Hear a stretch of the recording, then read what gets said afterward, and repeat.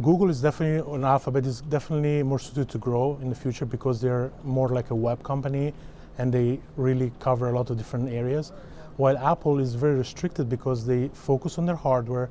Yes, they make money through their apps and also through iTunes and everything else, but really their driver is the hardware.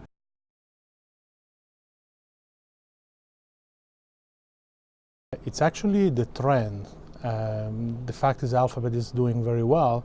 They're not making more money than Apple. They're actually making much less money than Apple. But the advantage that they have is they're working on a lot of projects that are good for the future.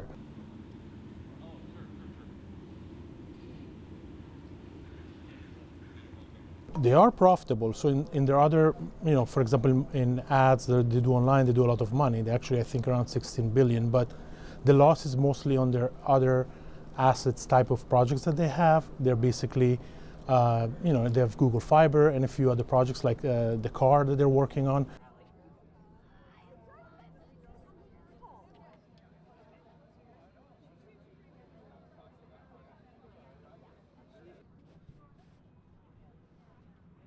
They are actually the pioneers in some of these categories, and these are all categories that we're going to see in our everyday lives in the next 5 to 10 years.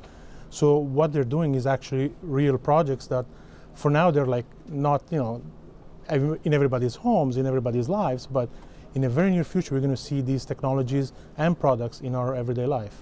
The wheels, the brakes, the steering, all those things, we have partnerships around. As much as Apple is trying to follow what Google is doing, Apple's hardware restricts people from being a widespread product. Right-hand side.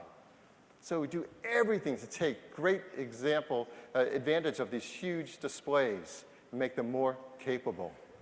We might see in the near future that Apple would still be first, ahead of Alphabet for a while. It's going to be a battle between the two, but in the long run, Alphabet is really into many different markets than Apple.